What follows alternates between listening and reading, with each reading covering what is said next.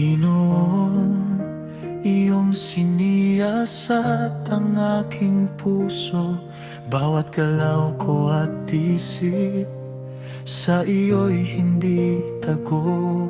Bago pa man magkaroon ng salita sa aking dila, batid mo na ang lahat, O Diyos na dakila. Sa likuran at harapan, ako'y iyong binalot.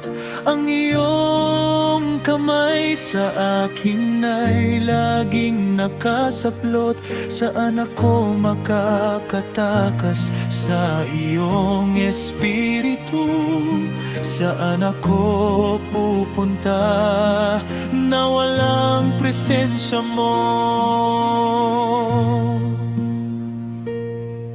Sapagkat ikaw ang humubog ng aking mga buto, sa sinapupunan ng aking ina, hinabi mo ako.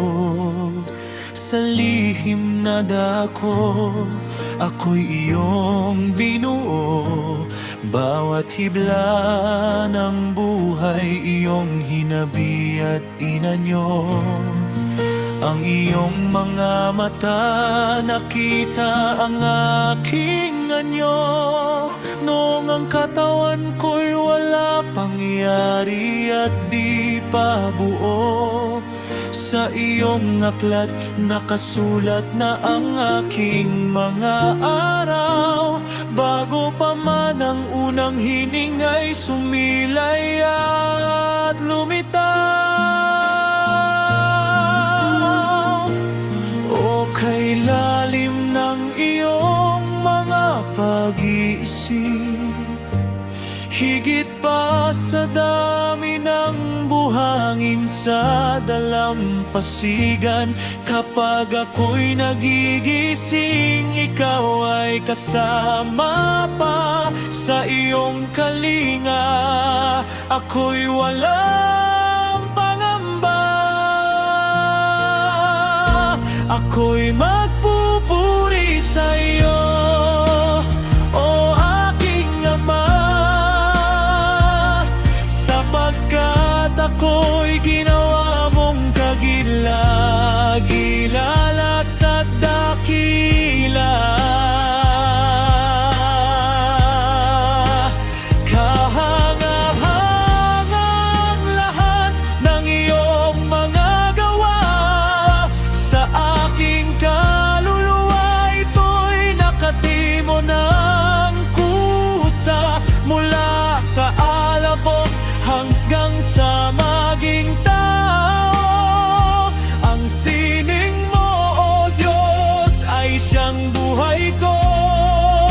Kagila-gilalas sa iyo nagmula ang lahat.